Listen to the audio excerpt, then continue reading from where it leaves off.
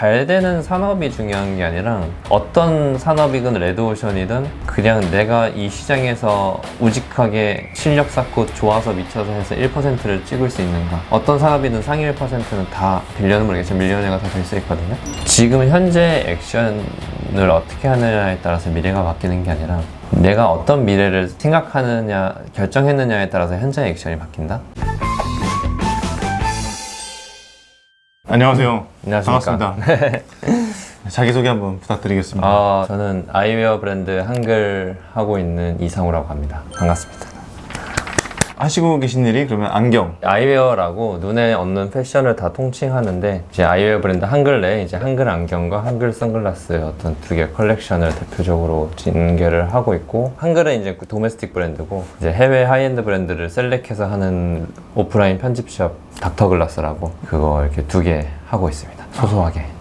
창업을 하게 된 계기가 있으신가요? 창업이 좀 적성에도 맞았고 생각하는 목표에 닿으려면 창업이 더 낫다고 생각을 했어요. 그래서 어떤 특정한 계기 때문에 해야겠다가 아니라 그냥 예전부터 학교 다닐 때부터 그걸 목표를 좀 해왔던 것 같습니다. 생각해왔던 목표라는 게 이왕이면은 다른 나라에 어떤 달러를 벌어오는 시장 점유를 하는 일을 좀 하고 싶다. 우리 나라를 한 집안으로 치면 우리는 흑수저의 나라에서 빠른 시간에 금수저로 자유선거가 된 나라잖아요. 태어날 때부터 금수저인 집안 나라가 있어요. 뭐 석유가 막 난다든지 오일머니가 된다든지 아니면 뭐 미국처럼 막 옥수수나 낙노검이나 그냥 자원이 풍부해서, 근데 우리는 또 땅덩어리도 잡고 나라를 부자로 만드는 산업이 반도체, 바이오 아니면 이제 K-팝, K-패션, K-뷰티 이런 쪽으로 나뉘는데 반도체랑 바이오 쪽은 제가 좀 아닌 것 같고, 그러면 이제 후자 쪽에서 또 너무 좋은 기회잖아요. K-컬처, K-패션, 오징어 게임 이런 드라마 유행을 하고 있고 거기에 살짝 그 급류에 얹혀서 어쨌든 페이스웨어니까 아이웨어가 뷰티의 영역도 되잖아요. 얹혀서 이제 K-아이웨어로 좀 시장을 점유해보면 어떨까 뭐 이런 꿈에서 좀 시작을 했고, 또 가뜩이나 잘하고 있는 산 유니콘이 또 나왔어요. 젠틀몬스터라고 K-아이웨어로서 또 열심히 너무 좋은 사례를 주고 있어서 그걸 보고도 또 많은 원동력이 좀 되고 도전하고 있는 한 청년입니다. 실례 안 되면 나이가 만으로 29이고요. 네, 95년생입니다. 95년생. 네. 진짜 좋겠네요. 저요? 근데 요즘 또 일 많이 하니까 체력이 붙이더라고요. 이 매출액이 제가 듣기로 거의 두 자릿수 억. 1년에 한 20억에서 30억 거래액으로는 그렇게 나오는 거 같고 아직 뭐 갈 길이 먼 작은 회사입니다. 그럼 원래 그 정도 매출액이면 네. 편하게 사셔도 되는데. 그렇죠. 뭐 그냥 가장으로서 풀칠할 수는 있지만 처음부터 시작하고자 하는 꿈이 그게 아니었기 때문에 또 버는 족족 재투자하고 또 열심히 도전하고 있습니다. 어디까지 목표를 두고 계세요? 사실 뭐 돈을 떠나서 어떤 숫자적인 걸로 봤을 때 미국 북미 시장에 1%만 흠집을 내보자. K-아이웨어로 미국 시장을 내가 뭐 다 점유하겠다도 아니고 K-패션과 감각적인 서울 감성의 아이웨어를 좋아하는 타겟 1%만 좀 흠집을 내보자. 그러면 이제 1년에 8천억이거든요. 근데 모든 목표는 좀 데드라인이 있어야 되거든요. 데드라인이 없으면 판타지라서 마흔 전에 1%의 흠집을 내고 그때부터 이제 인생 후반전으로서 뭔가 도전을 하자. 8조 정도 기업가치 내가 하고 있는 산업에서 열심히 좀 기여를 하고 갔구나, 이렇게 좀 행복하게 가지 않을까. 안경이요? 안경으로 선택하게 됐는지. 일단 제가 전공이 안경공학과고 한국, 미국 공동학인으로 대학원을 했는데 그 전공도 오토메트리 닥터라는 미국은 의사가 안경원을 오픈하기 때문에 전공도 그거였고, 근데 저는 의사가 아니라 그냥 그 전공만 살짝 경험한 거고, 어쨌든 유일한 경력직이 이거였다. 사업도 가뜩이나 처음인데 그래도 좀이라도 아는 분야를 해야지 모르는 분야면 또 실패 확률이 제곱이 되잖아요. 그래서 이쪽 카테고리를 선택했던 것 같고 제일 자신 있는 분야였어요. 제가 아버지가 이제 일본 유학생이셨는데 그때 한국에 안경공학과가 없었어요. 안경이 되게 체계적으로 돼 있는 걸 보시고 이제 진학을 하셨죠. 그 학과에 한국인 두 번째 졸업생이셨는데 거기서 이제 전공을 하시고 일본의 어떤 그런 프랜차이즈 시스템을 보고 국내에 도입을 해서 프랜차이즈랑 안경 뭐 유통, 도매, 소매 모든 관련된 산업을 하셨었던 것 같아요. 아버지, 동생이 이제 작은아버지 공업업까지 다 투입을 해서 온 가족이 안경 산업을 했고, 그래서 그냥 어릴 때부터 보고 자라고 옆에서 봐왔던 게 이제 아이웨어였기 때문에 그런 영향이 있습니다. 금전적인 지원은 안 받았지만 어쨌든 아이템을 아이웨어를 한 것 자체가 사실 완전한 자수성가가 좀 아니라고 생각을 해서 저는 그냥 운이 좀 많이 좋았던 케이스인 것 같고 가장 큰 이유죠. 내가 자신 있는 분야겠다. 네. 이 한글 안경이 처음에 시작할 때는 좀 잘 안 되셨다고 그쵸. 들었는데 이렇게 갑자기 매출액이 거의 20억이 넘게 된 계기가 있으셨을까요? 원래는 잠실의 그 패션 편집샵으로 시작을 했어요. 그게 첫 사업이었어요. 대학교 4학년 때 이제 리모델링 하고 뭐 도면도 막 보고 해서 직접 감정을 담아서 했죠. 근데 하자마자 코로나가 터진 거예요. 딱 4, 5년 전이었거든요. 내가 이렇게까지 공들여서 했는데 하자마자 코로나가 터지나 해서 이거 첫 사업부터 집을 말아먹었거든요. 그래서 어쨌든 첫 실패를 맛보고 이제 생각을 한 거죠. 사람들이 일단 많이 모이는 게 메인 상권이잖아요. 근데 이제 사람들이 코로나 때로 백화점이나 역세권에 안 모이고 각자 집에서 앱으로 모이는 거죠. 그러면 어떤 쇼핑몰이 메인 상권이 아니라 무신사나 29cm나 아니면 인스타나 이런 데가 메인 상권이겠다. 그럼 이 메인 상권에서 커머스 할 수 있는 브랜드를 론칭을 해보자 해서 이제 시작을 하려 했는데 이제 집에서 안 믿어주죠. 그때는 이제 한글은 지원을 안 받고 이제 카톡 기억부터 희읍까지 훑으면서 때마침 코로나라 취업이 다 안 됐어요. 전화 한 명씩 하고.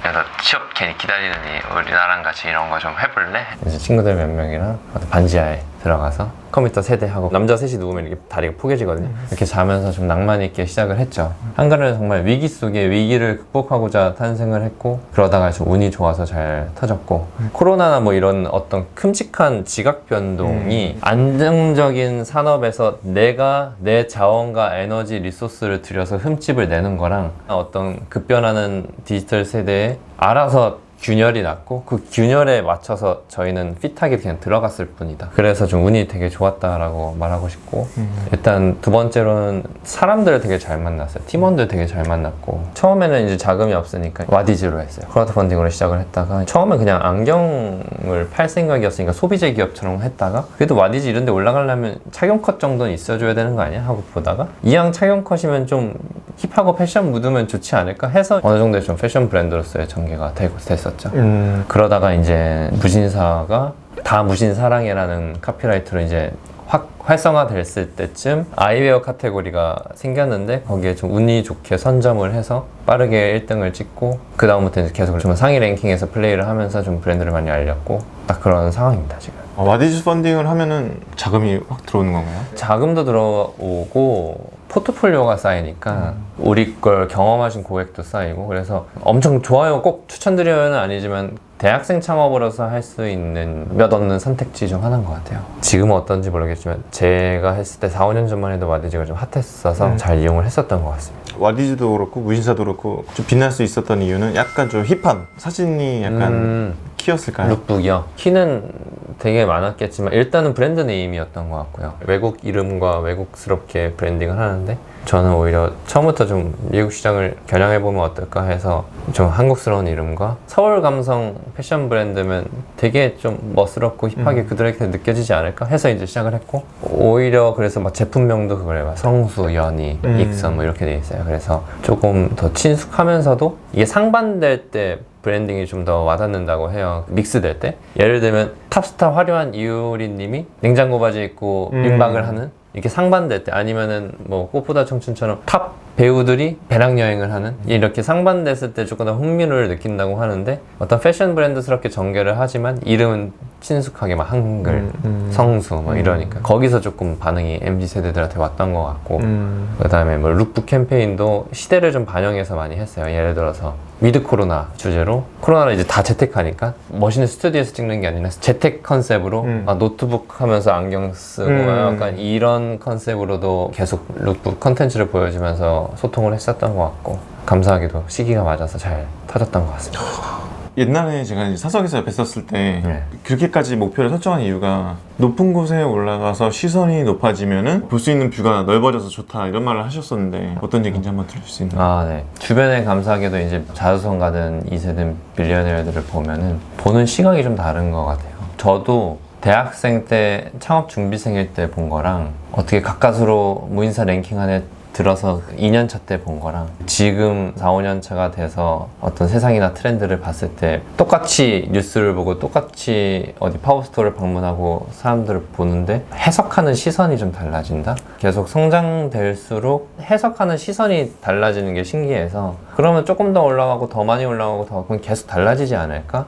약간 이런 기대감에 좀 올라가는 게 있고 목표를 크게 잡은 거는 이건 뭐 사실 안 될 수도 있지만 보통 어른들이 예전에 지금 열심히 해야 미래가 바뀐다. 사실 그 주변 빌리어너들이 하는 말을 보면은 지금 현재 액션을 어떻게 하느냐에 따라서 미래가 바뀌는 게 아니라 내가 어떤 미래를 생각하느냐, 결정했느냐에 따라서 현재 액션이 바뀐다? 그렇게 반대로 생각을 좀 하시더라고요. 이거 확언이라 하죠. 나는 이미 했고 미래에서 온 사람인데 그거에 대한 대가를 후불로 지불하기 위해 현생을 살고 있다.